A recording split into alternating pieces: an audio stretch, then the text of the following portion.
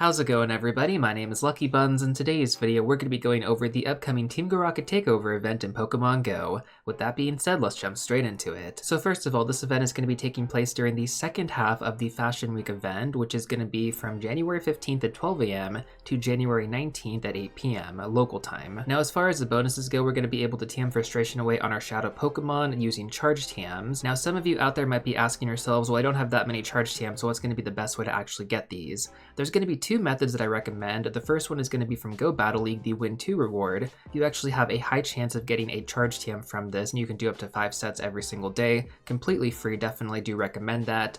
And the other way is actually going to be a guaranteed method to get Charge TM, so probably the better alternative, and that's going to be from Mega and 3-star raids, which is going to be a guaranteed drop. Now, following that, as far as bonuses go, we're going to get increased Team GO Rocket grunts at Pokestops as well as balloons. These balloons should appear about every 1 to 2 hours instead of every 6 hours. The last few times this bonus has been available, the frequency of the balloon spawning was honestly different. Like, I think after the Go Wild Area event, it was like every 15 minutes, and then during the last Team GO Rocket Takeover event, it was every 2 hours, I think. But in the past, we've also had it be like every single hour. So again, it really depends. We'll have to wait until the event actually starts to find out how often these balloons will be spawning. Now, on top of that, we're also going to have event-themed field research, which is going to award mysterious components along with fast and charge TMs. Now, this is also going to be combined with the Fashion Week event field research. So honestly, these aren't going to populate as often as you might think. So again, like when it comes down to charge TMs, I think the best way is going to be from the methods I mentioned earlier. Now, we're also going to have Krogunk in its costume form available from Snapshot Photobombs every single day. So basically just take a picture of your buddy Pokemon, back out, and the encounter should appear. I don't think that the shiny rate is boosted for these, but for any shiny costume hunters out there, you're definitely going to want to do these. I think many players, like after the Fashion Week, from what I've read so far, you know, they're not really super enthusiastic about these costume Pokemon, especially since a lot of them don't really have that much meta relevance. At the end of the day, guys, I will leave it up to you if you want to do these or not, but we do also have the overlap event of Fashion Week, which also has its own set of bonuses. So from this event specifically, we're going to get 2 times Catch Stardust along with the 2 times chance to receive extra large candy from catching Pokemon if you're level 31 or higher. We're going to get boosted shiny odds on Curlia in the wild, along with boosted shiny odds on Butterfree, Dragonite, Minccino, and Furfrou from field research. So we definitely have a lot to look forward to during the second part of this event. I'm personally really looking forward to it if I'm able to get out there and play, but I'm going to explain why that might be a little bit more difficult for me later on in this video. Now, following that, let's go over the debut Pokemon for this event, which is going to be Shroodle. This can be exclusively found from 12-kilometer eggs. For those of you out there who are a little bit unfamiliar with how these 12-kilometer eggs work, they can be acquired from Team GO Rocket leaders after beating them, as long as you have an open egg spot available. Now, unfortunately, this Pokemon is not meta relevant in raids or PvP, but the shiny is going to be available on release, which is pretty rare for them to actually do, so that's kind of cool. So for the shiny hunters out there, and definitely for those of you guys out there who want to grind a ton of Stardust, I would strongly recommend stacking 12 times 12-kilometer eggs and then dropping a star piece right before they all hatch. If you have the incubators already saved up, this is definitely one of the best ways to get Stardust in game, but it does take a bit of effort on your side to collect all those 12-kilometer eggs. Now, during this event, we're going to have the typical event bundle for 300 Pokecoins. This is going to award you with 1 incubator, 1 rocket radar, and then 1 premium raid pass. The total shop value of this bundle comes out to about 450 Pokecoins, which means you're essentially saving 150 every single time you buy it if we're just going off that shop value alone. So basically, if you guys want to speed up your interactions with the Team GO Rocket leaders and then also focus on the raid battles available, this would basically provide you with free incubators every single purchase, which you can use for those 12-kilometer eggs. Next up, let's talk about the new Shadow Pokemon that are going to be available. So we're going to have, let's see here, 6 new Shadow Pokemon. We're going to have Tailo, Snivy, Tepig, Oshawott, Trubbish, and Bunnelby. So with that being said, let's go over which ones are going to be meta relevant and you ideally want to focus on. So first of all, we have Snivy, which evolves into Superior. This is going to have relevance in the Great League and the Ultra League. It is following a similar pattern from like last January where we had the Shadow variants for the Gen 4 starters right before the Sinnoh. We're basically going to have the Gen 5 starter Shadow variants right before the Univator next month. And basically, if you remove frustration on them during this event and hold on to them until the Univator, you can most likely evolve them into their final evolutions to get their exclusive Comday movesets, which is definitely going to be what I recommend doing. So once again, Shadow Superior is going to be relevant in the Great League and the Ultra League metas, but compared to its regular counterpart, it's actually much worse. But again, like this could definitely change in the future with various meta shakeups, as happens all the time in PvP.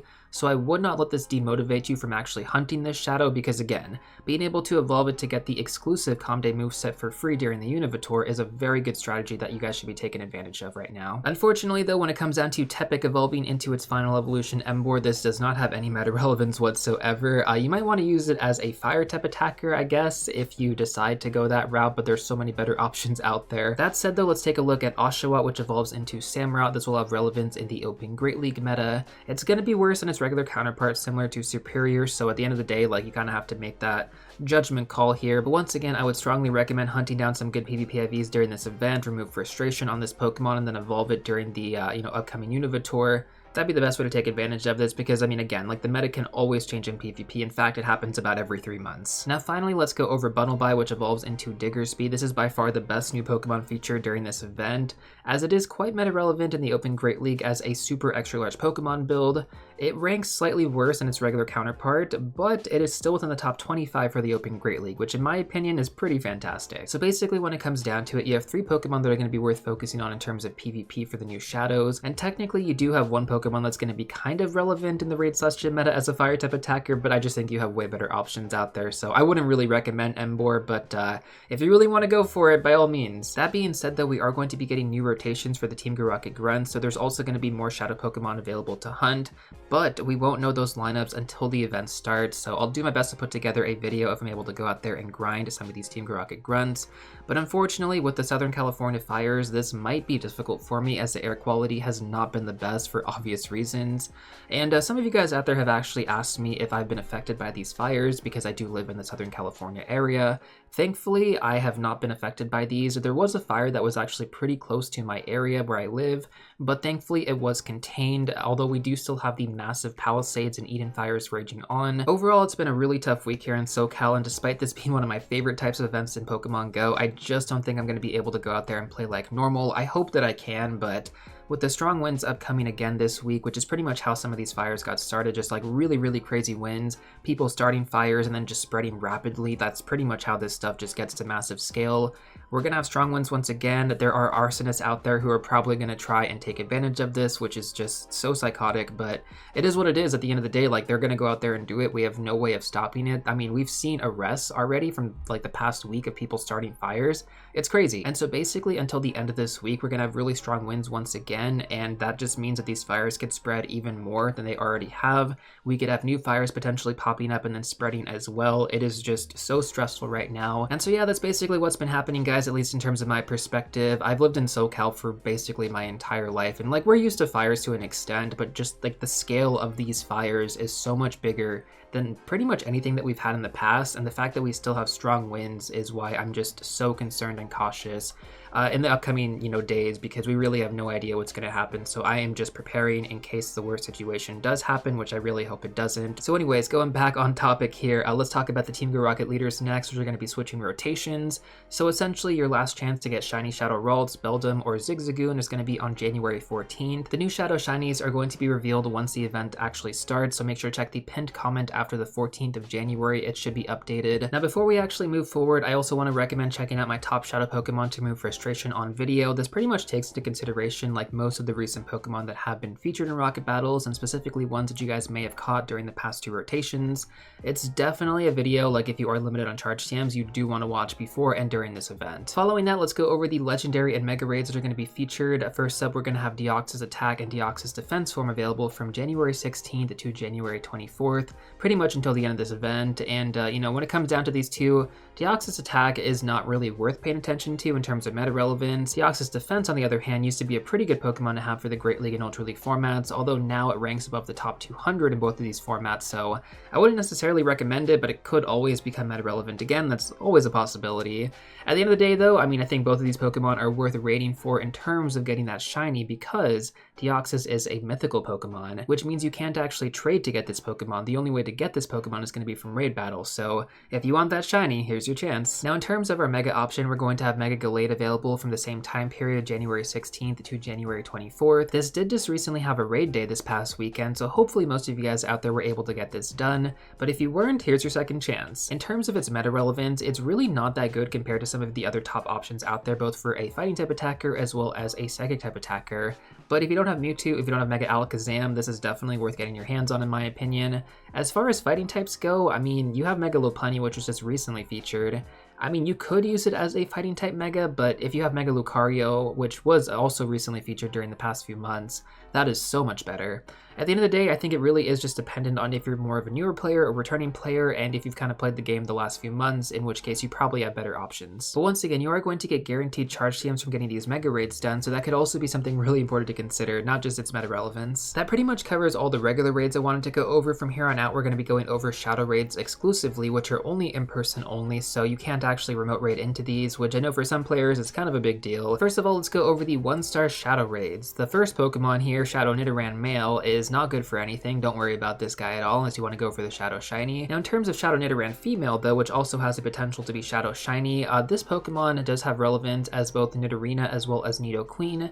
Nidoqueen is going to have relevance in the Great League and the Ultra League, and the Nidorina is going to have relevance in the Great League with an outlier PvP spread of 15-15-15, which is actually preferred when it comes down to these raid battles, because getting one for the Open Great League or the Ultra League for Nidoqueen, where you would ideally want something like 0-15-15, that's not possible from these Shadow Raids, because the IV floor is going to be 6-6-6. It's totally up to you at the end of the day what you think is worthy or not. I mean, an IV spread of 6-15-15 can still be good to use in the Open Great League or the Open Ultra League, so I'm not going to write it off completely. Just if you really want to get a good IV spread, then you got to hunt it from the Team GO Rocket grunts. So anyways, rant over on that. We do have Shadow Totodile next, which is pretty much like a similar situation, right? It's going to be relevant when you evolve it into Feraligatr. Now when it comes down to Feraligatr, you do ideally want to have Hydro Cannon, but once again guys, like specifically from these Shadow Raids, it just doesn't make sense to actually use an Elite TM, because the best IV spread that you could get would be like 6-15-15. Ideally, you want to get something like 0-15-15 for this guy. So when it comes down to Shadow Totodile, even though it is really relevant as Feraligatr in the Open Great League and the Open Ultra League metas, because of the IV floor being what it is,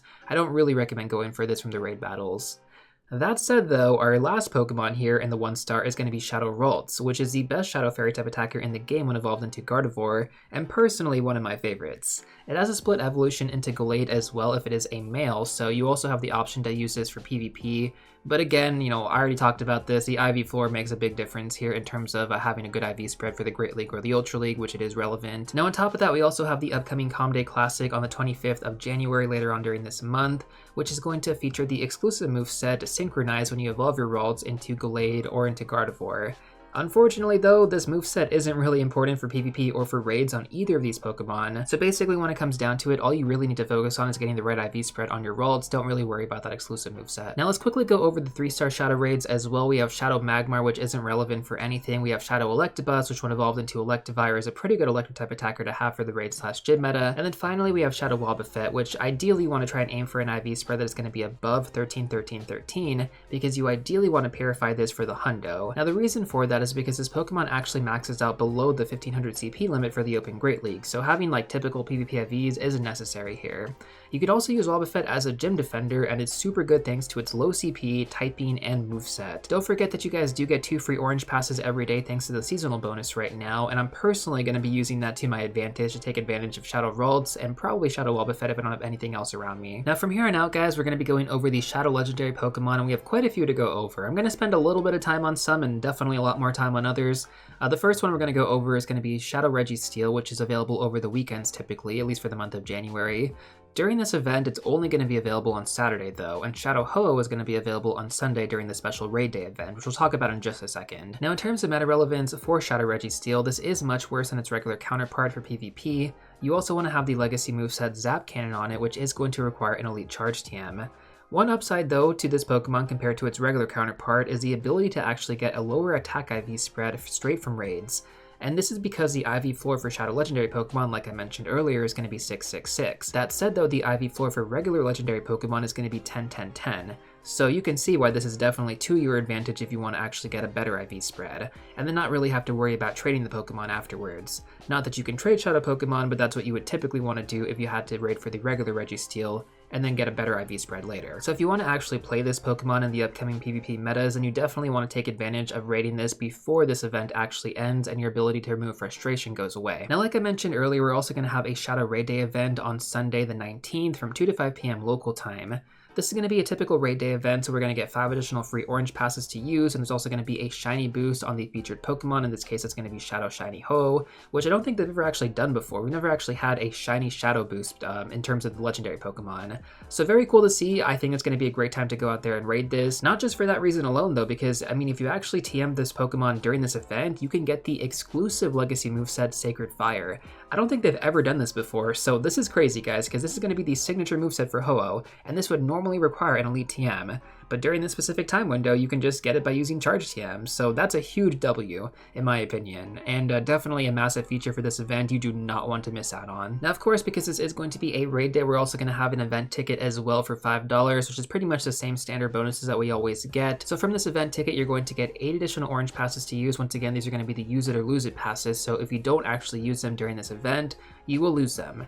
You're also going to get an increased chance to get extra large rare candy, 1.5 times more experience from raid battles, and 2 times Stardust from raid battles as well. You can also give these tickets to your friends, so if you want someone to raid with you a little bit longer, it's definitely a great incentive to actually keep them out there with you. The value itself is definitely decent for the ticket if you at least use 5 of the extra passes that you get, pretty much a 1-to-1 value here. But when it comes down to this Pokemon specifically, it might be a good idea to decide on this ticket once you've actually formed a raid group during this event. Because these Shadow Raids are in-person only, buying the ticket in advance can potentially put you in a bad position if you aren't able to maintain a group for the entire event. Keep in mind, you're already going to get 5 free raid passes, right, for the additional bonus, and you're going to have 2 free raid passes from the seasonal bonus. That's 7 right there. You can have 8 if you actually save one from the day before. So that's basically the event details. Now let's take a look at how good is Shadow Ho-Oh, and if you actually want to focus on this Pokemon, or at least if you want to, keep it as a shadow, or maybe even purify it. There's a lot of options here. There's a lot of considerations, so let's cover those right now. Now, I do think it is worth mentioning the special release of Apex Shadow Ho-Oh, which I think was about 3 years ago now during the Johto tour. This essentially came with the improved version of Sacred Fire called Sacred Fire Plus. This gave it a nice boost in the raid/gym meta, and to this day, it's actually still one of the best Pokemon you can invest into for the Fire type category. With that being said, though, regular Shadow Ho-Oh is still going to be a good Fire type attacker to have, but considering that we also just had Shadow Heatran available as the featured Pokemon from Giovanni, that completely outranks it. So if you got yourself a Shadow Heatran, regardless of the IVs, it is going to be better than Shadow Ho-Oh. You also have other Shadow Fire type options out there that are going to be better, like Shadow Entei, Moltres, Darmanitan, Blaziken. So when it comes down to raids specifically, I wouldn't really focus my resources on it for that reason alone. But that is not the only consideration for Shadow Ho-Oh. We also have his PvP relevance, which in the Open Master League it actually ranks in the top 10, both as a Shadow and a non-Shadow, so that means just the regular variant, which you can pretty much just purify. So if you find yourself in a situation where you get an IV spread that is going to be higher than 13, 13, 13, you might want to consider purifying it for the hundo. Keep in mind, if you actually decide to build the Shadow for the Open Master League instead of purifying it, this could also function as a Fire type attacker for the raid/gym meta. It's going to be powered up a bunch. I mean, you get dual functionality out of it, you might as well. That said, though, it is definitely more resource intensive since Shadow Pokemon require so much more Stardust and candy to power up. So basically, at the end of the day, you guys definitely have some options here in terms of what you want to do with your Shadow Ho-Oh. I would strongly recommend purifying it, though, if you do end up getting that potential hundo IV spread. Because, I mean, again, having the purified Shadow Ho-Oh with Sacred Fire without having to use an Elite TM, dude, that's a sweet deal. Next up, let's go over the Shadow Legendary Pokemon that's going to be available from Giovanni. So Heatran is going to be leaving us, and Palkia is going to be replacing it. This rotation is going to begin right when the event starts at 12 AM, so if you want to get yourself a Shadow Heatran before it does leave rotation, you're going to have to do that before January 15th. Now, in terms of meta relevance for Shadow Palkia, this is going to be the new best non-mega dragon type attacker in the game. It just barely beats out Palkia Origin Form, which is not a Shadow Pokemon, that's just going to be a regular variant. That being said, though, Palkia Origin Form does require the exclusive moveset Spatial Rend, which you cannot Elite TM to get it. The only way to get this is from trades or if you got it from raids. When it comes down to the raid/gym meta, if you already have Origin Palkia Form with Spatial Rend and it's powered up, I wouldn't really worry about Shadow Palkia. Like, you could power it up, and I'm going to go over some reasons on why you might want to do that. It's super close in terms of meta relevance here, but it's not like it's drastically better, you know what I'm saying? That said, though, in terms of PvP relevance, this is ranked within the top 10 for the Open Master League right now. So if you want to potentially roll the dice here for that hundo, it could pay off nicely. So as always, the most important question that we have to ask is it actually worth using your Super Rocket Radar? So assuming that you don't have the Origin version, this might be a consideration for you. That said, with other options out there like Shadow Salamence, Shadow Garchomp, and Shadow Dragonite available, I still don't view this as worthy enough. Like, the power potential difference here is not that big, and you are going to have the opportunity to hunt down these Pokemon if you are able to encounter the Dragon-type Rocket Grunt, which again, with increased Team GO Rocket Grunts, that's probably going to happen during this upcoming event. That said though, if you just want to get yourself a super good Dragon-type attacker for Rage without too much effort involved, this is going to be a great way to do that. You can pretty much just power this thing up to level 30, save your resources, and it's going to have the same power potential as a level 40 regular Dragonite or a level 40 regular Salamence. And of course, personally speaking, I'm going to be stacking my radar for the foreseeable future. I am not going to be redeeming it for a Shadow Palkia. I don't think it's worth it in my situation. Like, I already have a bunch of Dragon types powered up, some at level 50. Like, I have Palkia Origin Form at level 50, I have Shadow Salamence at level 50. I don't really need to have Shadow Palkia. Like, I could get it, it's going to be a great addition, but it's just not really necessary. I'd rather save my radar. We're also most likely going to get Shadow Dialga after this in the next rotation, and I'll probably be stacking that radar as well, but that's purely based on speculation right now. I don't think the power potential jump is going to be that much bigger comparatively, at least compared to what I've already built so far for my Dragon-type raid team. Now, with all that being said, some of you out there might be wondering what I mean by stacking your Super Rocket radar and how you can actually do that. So let me explain both the old and the new methods of doing this. So basically for the new method, all you have to do is just stay on page 1 of the special research quest that you have, don't make any progress on it, and then when the next rotation comes in, you're going to automatically unlock the new special research quest without actually having to complete the old one.